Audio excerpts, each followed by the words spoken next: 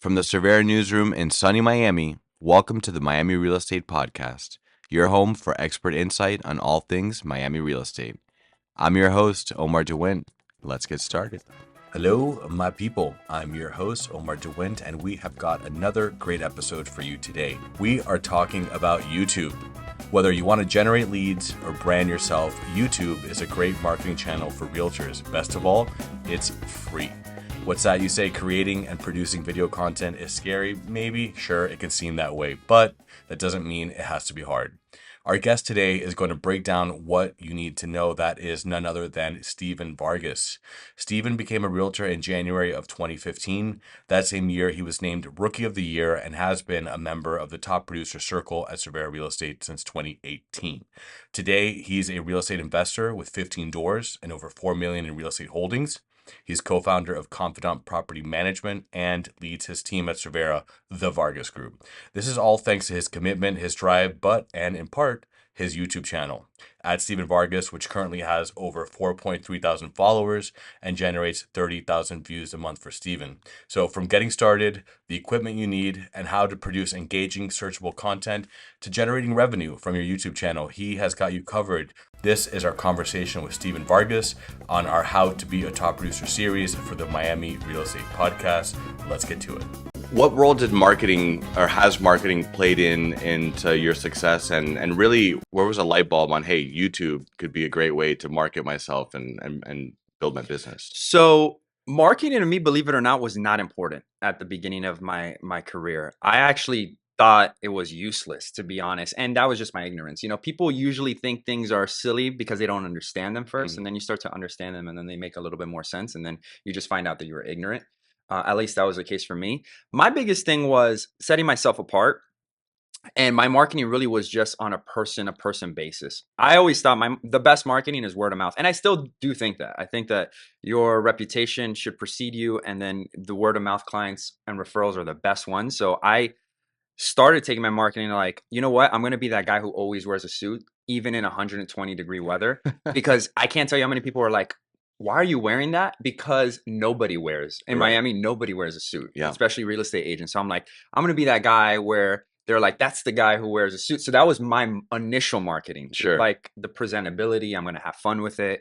And people would know me for that, believe it or not. And then YouTube came about because I wanted to share information that I feel like happens to me on a day-to-day. And I think when my wife joined my team, she's like, hey, you should like tell people this is interesting. And I didn't find it interesting. I just thought it was kind of just my day-to-day. And she's like, I think people would find this interesting. And it just started by like getting on video, and I really just wanted to catalog a library of things of like, hey, I'm going to say this, and I want it to be historical proof that I said it at some point, right? Mm-hmm. And that's what it started off to be. And the property tour series really is really what took off. I tried a bunch of videos that really didn't work. And then I started realizing, well, what do the people want to see? Like ultimately you make this for the audience. Right. And so I started seeing that people are just interested in knowing what's going on in Miami. And I just started making property tours of my listings, of properties that I just closed on, just sold. And I just started doing that. And that kind of just transpired into this whole series that people want to follow, and they reach out to me and they kind of see me as like just the knowledge broker. And like, this is the person who's going to give us the information that we need about the market. And I think that's great because you definitely want to be a knowledge broker or just a knowledge anything in any industry. You want to be known for like, hey, that's the guy who has the information, right? And people reach out because they seek information. And what was it like, and you mentioned the first few videos, it was like a slow build up, right? It's one of those things where you put it out there, you hope people like it, you hope they watch it. And sometimes like you can lose confidence after the first few videos if you're not seeing traction. But I think was part of the key for you was the consistency, right? It's just building it over time. Yeah, and I started YouTube knowing that. I know the difficulty and how saturated the market is. And I remember telling my wife and even my friends when I told them, first I announced it. I'm a person who's like, I'm going to do this. And I like to announce it just because I like to have accountability.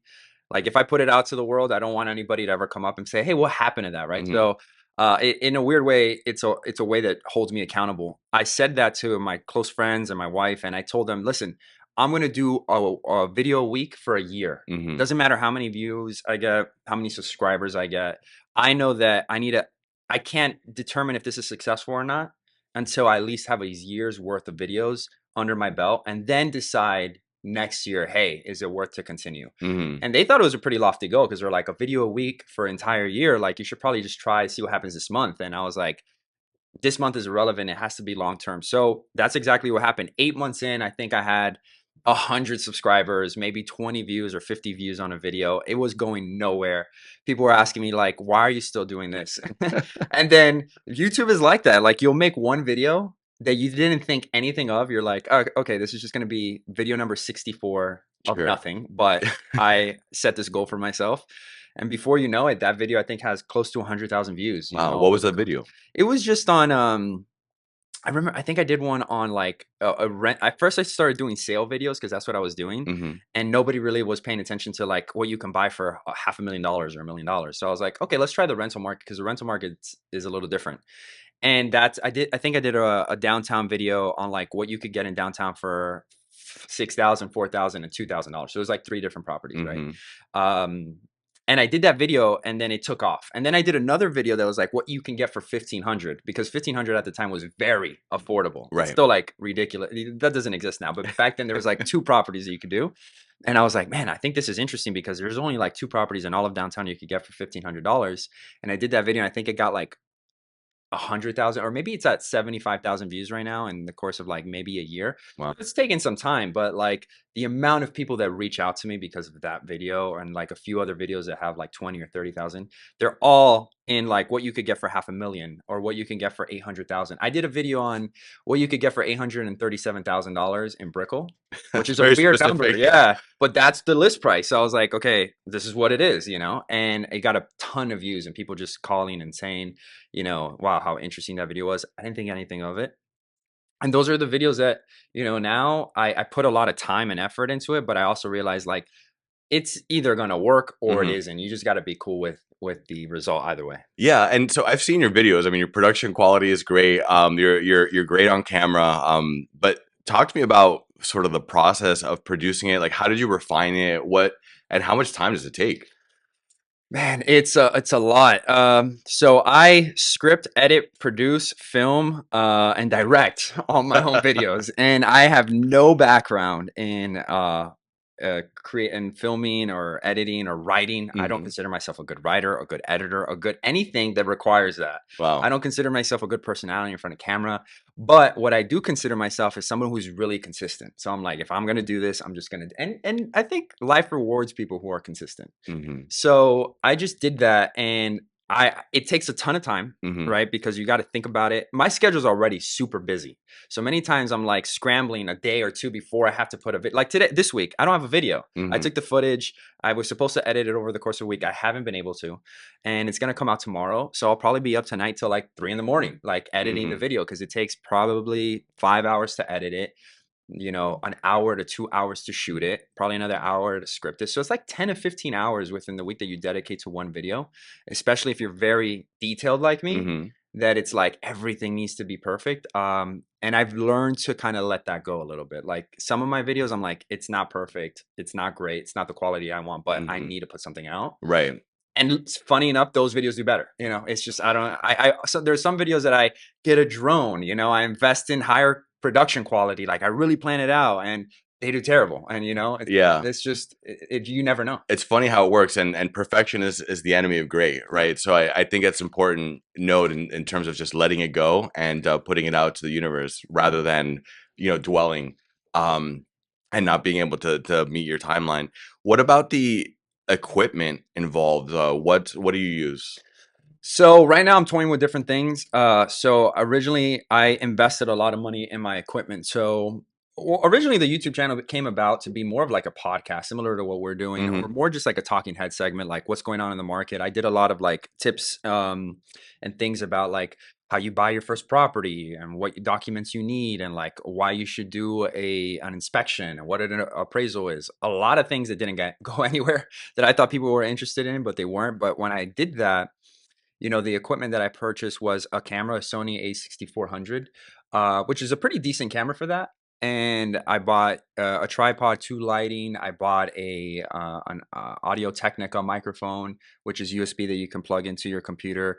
And then that kind of transpired into, okay, I'm not really doing more talking head stuff. I still do some market like analysis reports and things like that, but now I'm just more vlogs and more property tours. So I had to invest in a gimbal.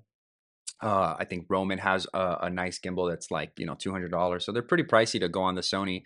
A microphone, like a shot mic, I think it's called. And all these things started investing in money. And then I remember that somebody had mentioned, hey, your phone, like, because I was lugging all this equipment, like this huge camera, this gimbal that was like that. I was going up elevators and people were looking at me weird, like, what are you doing? I'm not a professional filmmaker, so it's like it takes a lot of time to like get used to it. And someone's like, I saw a video of this guy with like 1 million subscribers, Hmm. and everything is shot on his iPhone.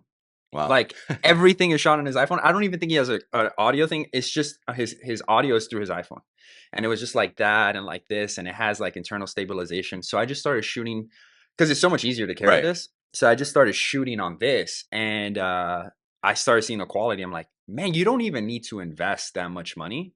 Maybe at some point, Sure. I mean, but the you don't iPhone need to. quality is Yeah, great. it's I mean, so it's good. so Yeah. good. And you compare it, I'm like, I spent like $900 on a camera and a camera lens, like another Yeah. $200, and the game, like the whole setup is like $1,500, the rig. And I'm like, this thing, which I got for like $200 or whatever, $20 a month or whatever it is that I pay for it, shoots just as good and is also far less complicated. With Yeah. that one, you need to set the lighting and the ISO, and everything needs to be like configured in the right way. With this, you just shoot and go. So you don't have to spend, you don't have to break your bank as a huge investment to get into video making on YouTube. What are the minimums, all right? So you have your iPhone, let's say. Do you use a gimbal with that, or how are you? Yeah. Um, No. So I'm actually looking at a you gimbal. just handhold it. Yeah. Okay, nice. So I bought a gimbal for it. Let me take that back. I bought a DJI gimbal for it and it broke. And I was using the gimbal, but like it was also like kind of like shaky. I guess I bought it and I had it for a while. I didn't use it, so it's probably because I stored it wrong. So I'm gonna buy another one. But what I did notice was a lot of the editing Hmm. for stabilization could be done post. So even if it's a little shaky on your phone, because this has internal stabilization, so even if you're a little shaky, you can edit it to be a little smoother. But I would definitely suggest, and that's what I'm gonna do, invest in a some sort of gimbal for the phone, which are Sure. far less expensive than an actual camera one, and that would definitely help. And obviously like a lapel mic or something like that, and then Okay. that's for what, $200-300, you can get started and go. Nice. And for our audience out there, just for context, if you don't know what a gimbal is, it's basically like a handheld Yeah, stabilizer for your phone for or your device. phone Yeah. or device. So great feedback, great context or insight, I should say. Tell me about, you mentioned when you started, a couple months in or 8 months in, you had 100, 200 subscribers. Where are you at now? We're like at 3,500 subscribers. Awesome. And yeah, and I think I remember I did a video at the end of the year where I kind of cataloged the growth of the channel, which is great. I mean, I'm not super thrilled with it, but like in the general context of like the average YouTuber over the span, it's pretty good. We went from 200 in the beginning of that January to 3,400 by the end of the year. So we're getting 15 to 25 subscribers a day. I expected myself to get like 100 subscribers a day, but the views have gone up significantly. So I can't be, I set these crazy goals for myself. The goal for this year is 100,000 subscribers by December. That's the goal. I like it. So for our listeners out there, make sure, let's help Steven get to that goal Yeah, and hopefully. subscribe. Yeah. The name of your YouTube channel is Stephen Vargas. Steven Vargas. Yeah, That's easy. simple enough. Now you're getting a lot of eyeballs. How has that impacted your business? You mentioned you've been getting a lot of calls. Have you seen Yeah. conversion? Oh, absolutely. Yeah. I mean, like I mentioned, there was a time where I did a lot of rentals and then that turned into a lot of buyers, and then that hopefully turned into a lot of sales. I don't have the time to do rentals anymore. So again, that's why I have two team members on my team. And every day I think I send them maybe 5, 6 leads that are just rental leads. That's awesome. And they're agents getting started, and so for an agent who's just starting, that's fundamental for your growth. Like I tell them, like, look, this is a rental lead, but you have to treat it like this is a potential buyer and seller, and you're building these relationships. A lot of renters are really good friends of mine now that we share a lot of the same interests. We go actually out to eat and to drink or to sports games. Like I consider them friends now, Mm-hmm. like not just clients. And we do business. And so I'm like, that's going to happen in just your career. That's going to naturally progress.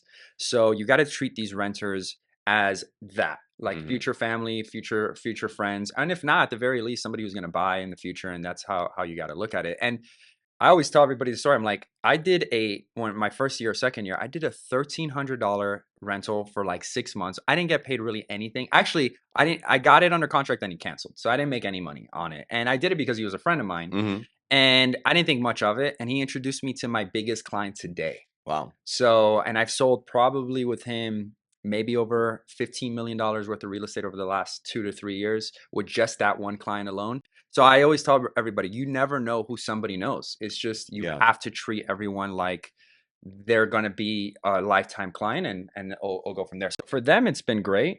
And but in terms of conversion for other things, yeah, I get a bunch of investment clients. I do take a lot of the buying clients who want to buy because they reach out to me for my channel, and they usually reach out and say, "Hey, look, you seem pretty knowledgeable in what you're doing. Can you help me buy or invest?" And so those are really the biggest conversions. So YouTube has been even though I'm not really making a whole lot of money from YouTube itself and just the Mm-hmm. ad revenue, that was never the point. It was always just exposure and branding. Are people listening that want to get started? What would you say are sort of what are the first three things one would want to do if they say, "Hey, I think YouTube can be for me"? You have to. When I first started my channel, there was this guy. I forget his name now, and I shouldn't forget his name because he was like super big into getting me started. But he has this channel called Think Media, Mm-hmm. and Sean Cannell. So Sean Cannell would say, because he's about getting people to start channels, and he's like, you gotta just punch fear in the face and just press play. Your first videos, he even said, your first 100 videos are not supposed to be good. They're supposed to be terrible. That's the whole point. You're figuring yourself out. You're figuring how to be comfortable in front of the camera because most people are naturally not comfortable in front of the camera. So you got to figure out how to be comfortable in front of the camera, what your message is, and you're deciphering the feel and vibe of your tribe, which is what he would say. Because he's like, if you ever wonder why there's so many YouTubers saying the same information yet they have a bunch of followers, is because people follow people that have similar interests and vibes to them. So you can have a YouTuber that says things one way and they may not like him, Mm. and another person can say the exact same thing, but they just like that vibe that they're giving off. So everybody has their own message in a way Right. that they got to give. So my recommendation to anybody is you have to just put yourself on camera. The more times you do, you're gonna hate it at first. I hate watching myself on camera. It's the worst. It's so super cringe. But I got after 100 videos, 100 plus videos, it doesn't like I don't even think about it. I'm just like, okay, this is good for editing. This is not good. I came off good here. I said what I wanted to convey in the right Mhm. way. And that's the way you have to look at it because and the reason why people ask me about YouTube and why I'm so big on it. Google had this like this publication that they said that by 2040 or something like that, 85% of businesses will all be on video. Wow. So that train is leaving the station regardless if you want to jump on it or not. Mhm. And us as a younger generation have a leg up on that because I don't want to say the older generation doesn't, but some people are tech savvy. But mostly, I'm not a real tech savvy guy, but I do know Instagram, social media, and things like Sure. that, where some people maybe just are not accustomed to it. And so I was like, listen, if this train is going to take off, you might as well be one of the people in that conversation. Because the last thing you want to do is build a business Mhm. and then the business model that you have is obsolete, Sure. right? Where the business model of like just having postcards and mailers and things like that traditionally has worked maybe is no longer working. And then you're like, okay, what do I do now? And you don't have any historical thing. The cool thing about YouTube is I post a video that I have videos from a year ago people are watching.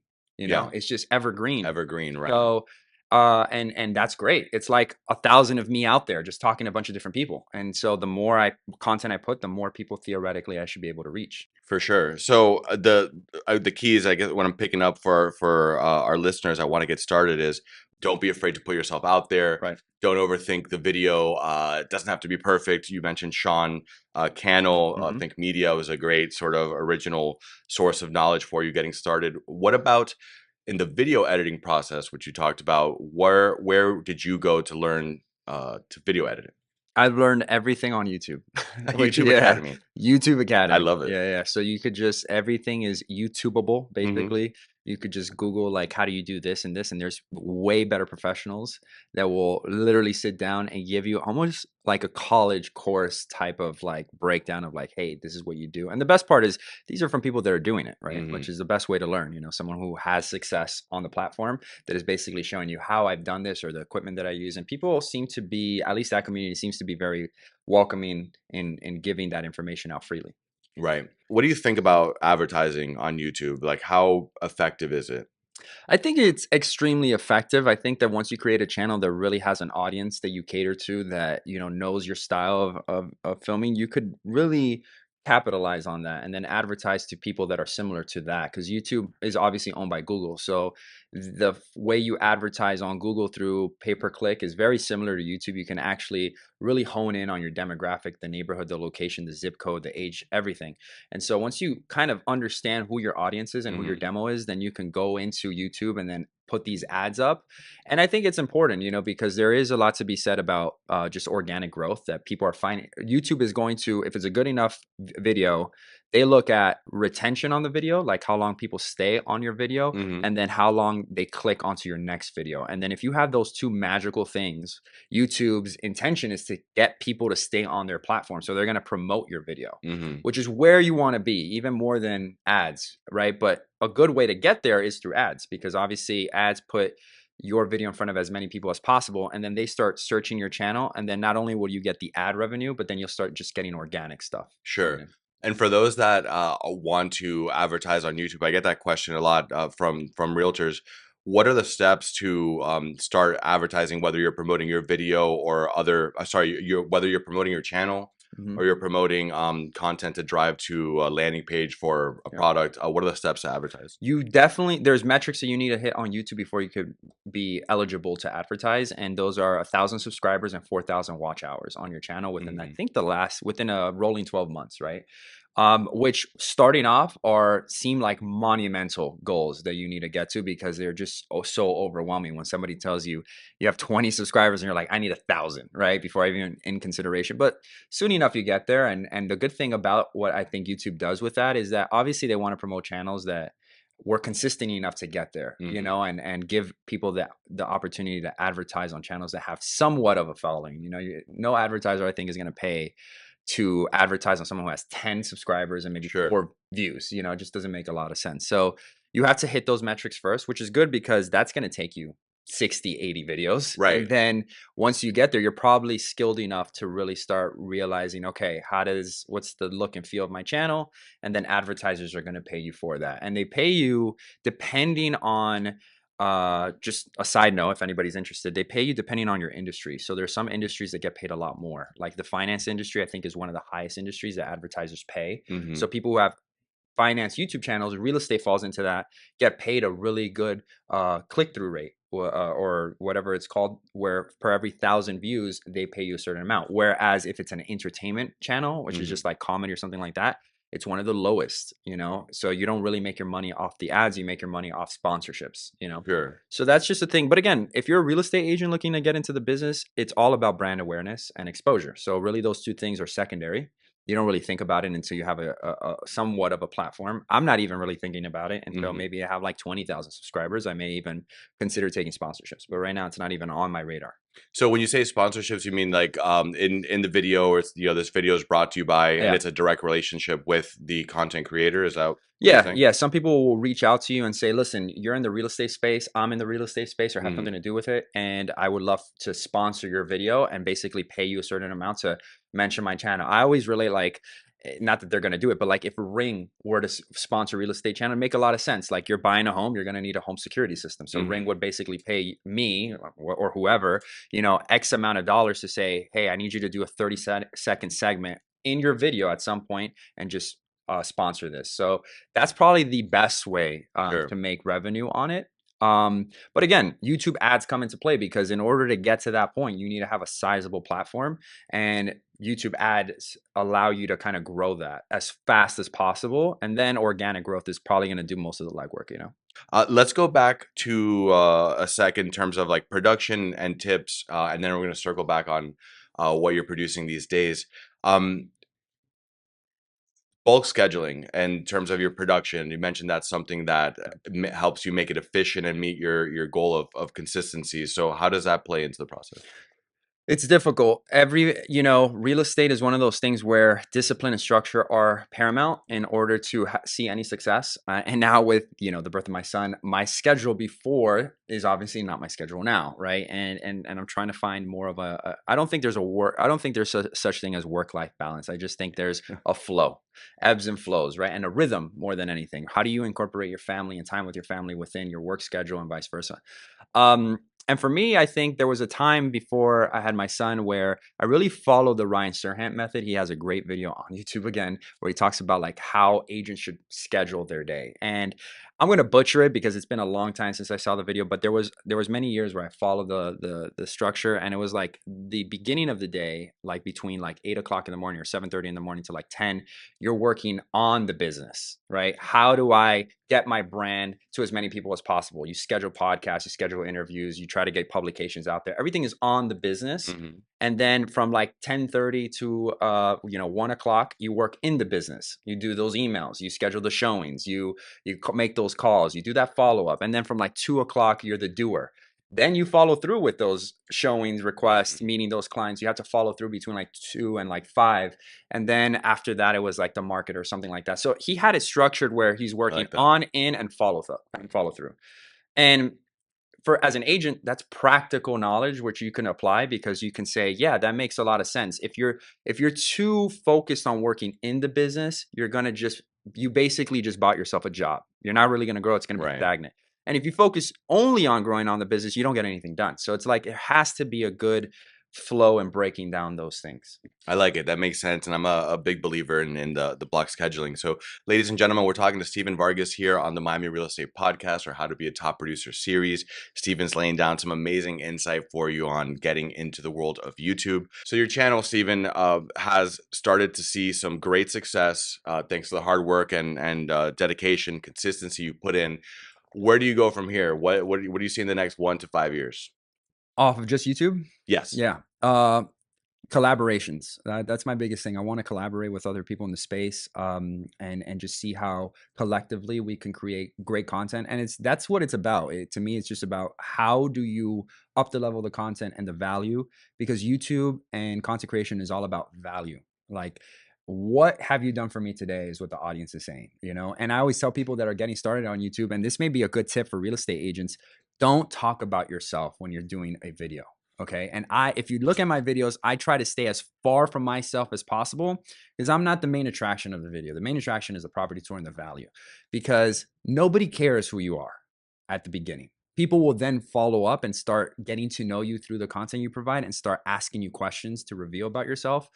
And that is starting to happen with me now, where people Hmm. want to know a little bit more about me. But I even think about it, nobody cares right now. I take it as, when I'm scrolling through YouTube and I see somebody new, I don't care about who they are, Right. care about the information that they're sharing and if that information is valuable to me. So look at it that way.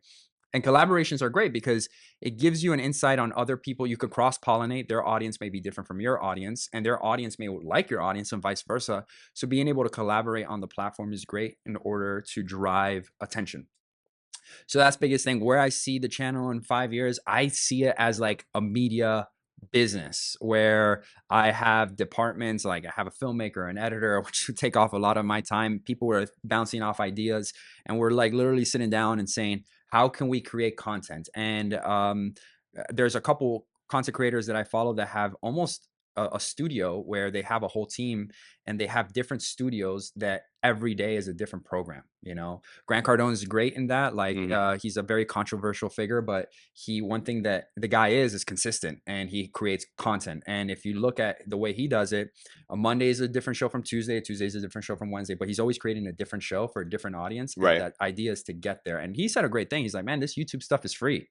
I used to pay hundreds of thousands of dollars to come out on a program. Right. Now it's free. Like, you just have to do it and put in the time. And he's completely right.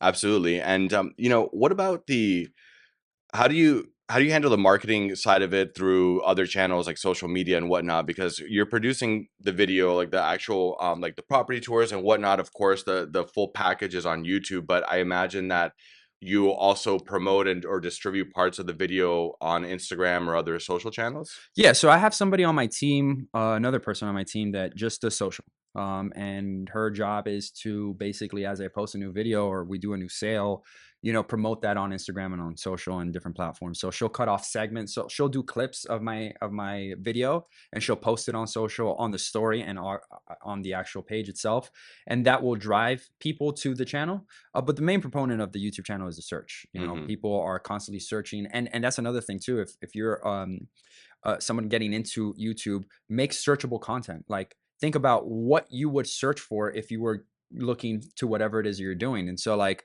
the reason why my property tours are like, what does $100,000 get you, or $500,000 get you in Miami, or what does $5,000 get you in Miami, is because people are searching that. Hmm. Like, they're like, $5,000 Miami rental, what does that get you? And so they search on Google, my YouTube video pops up, and it's not because it's promoting, it's because it's exactly what they're looking for. Steven, the market is hot right now. Let's talk about how your content and what videos you're producing now to sort of address that and sort of what you're seeing out there. Yeah, I've done a lot of videos on the market, on, like, what to expect. I think we were talking about it earlier, which is like, how to set expectations. As a real estate agent, our goal is to set expectations. So I thought of, like, let's educate the consumer, both the seller and the buyer. And I do that through a lot of my videos and tell them, like, listen, 85% of purchases or something similar to that are buyers who are paying over list price. And so you have to understand that if you're a buyer, you're getting into a market which has multiple offers, and it's unfortunate because buyers are, not accustomed to having to give so much leeway to get a transaction done. But that's just the state of the market that we're in. If you want to get a property in this market, in this crazy hot market that is Miami, you almost have to approach it like, hey, if I can get list price, which we were talking about earlier, it's a goal, it's a win, right? If I could, if I'm not taken advantage of so much by the seller, it's a win. And then as a seller, it's also about understanding, like, yeah, the market is hot. This is your time to, take advantage, because as a real estate agent, I do want to get the most from my clients, both on the seller and the buyer side.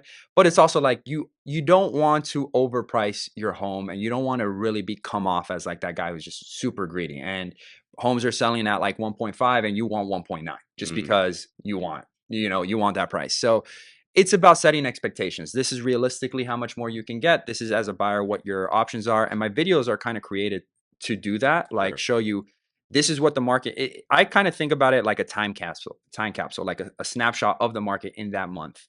And I always tell people, this is the property that we're seeing this week for this amount of money, but prices have increased in Miami between 15 to 30% over the last year. So in 5 months, this may not be the price. It probably will likely not be the price, right? So tune in 5 months from now in a video that I do, so you can understand where the market is there. Right. So those are kind of like the ideas of the video. Sure. Sure. And so, Stephen, final take on YouTubing as part of your business, real estate. What do you want the listeners to know?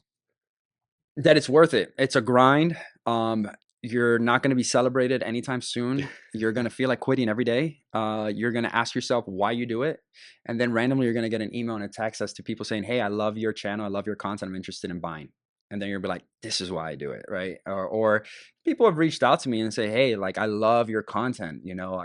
Can I, intern for you? Which is super flattering, even though Hmm. I'm not taking any interns at the moment. I don't have the Darn. bandwidth to deal or to teach anybody, but it's flattering to know that people are out there and you, in a weird way, inspire them. Like, I've had people reach out to me saying they got their real estate license because of Wow. some of the information that I've shared, and I don't know these people, which is great. And you have like this audience that, I don't want to call them fans because they're subscribers or followers, and I don't believe I have fans, but there are people that always comment on my video, every video that I post, and it's usually the same people, and they always follow, and I'm like, I obviously have to be providing them something that they like, in a weird Hmm. way, they look forward to it. So that's probably the biggest thing. I like it, and I think failure cannot cope with persistence, and I think you're a living proof of that. I'm a fan, for the record. I'm No, subscribed appreciate and it. invite you guys, our listeners, to follow him, Stephen Vargas. Stephen, let's close it out here. What are you seeing? What are you excited about in the market today? I'm excited that Miami's finally getting the recognition that it deserves. To me, I've traveled a lot. I'm well traveled, and to me, there's no place like Miami. And I've been saying that to people for years. I mean, they're like, "Oh, New York and California." I love New York and California. Don't get me wrong, but to me, you cannot compete with the weather, the culture. Like, obviously, I'm Hispanic, so like the whole culture of it and the Latin feel is, primary to me. I love it. But just the foundation that we're finally being known as a powerhouse in tech, and even a lot of Wall Street is coming down here, and there's a lot of silicone and venture capital, and tourism. So, like, I think Miami, an article came out that was like the number one most important city of the year. Wow. So all of that is things that I'm saying, yeah, I've been saying that forever, or at least I've been believing that, Right. and no one's been listening to me. But I also think like Miami's future looks bright. Locals are saying that things are getting way too expensive. Out of towners are saying that this is on a fire sale. And there is a big difference. There's a dichotomy between what both people believe, because I believe we're at the precipice of where prices are going. I don't think that a two bedroom condo in Brickell is going to cost $600,000 for much longer. Because in California, good luck trying to buy a two-bedroom condo Right. in downtown for $600,000, let alone a luxury one, right? So I do feel that the prices here are very affordable in consideration to other places, especially places that have state income tax, Mm-hmm. and that is going to take off. The question is what's going to happen to the local buyer who's not accustomed to that, Mm. you know?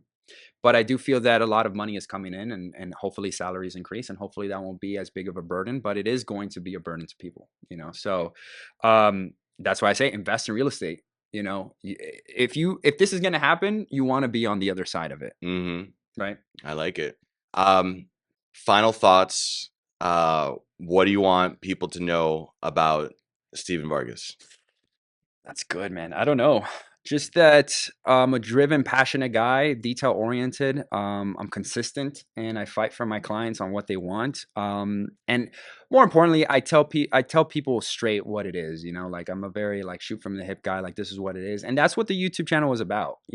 Not everyone's gonna like you, and luckily the YouTube channel, people who reach out are because they like what I have to offer. So at some point in my life, and I've gotten there, I want to work with people that I like to work with. Mm-hmm. Everybody does, right? And many times I had to work with people that I didn't like and that didn't like me. And I think the YouTube channel and just more clarity and just obviously more brand awareness gets you to the people that you get along with, because work should be fun.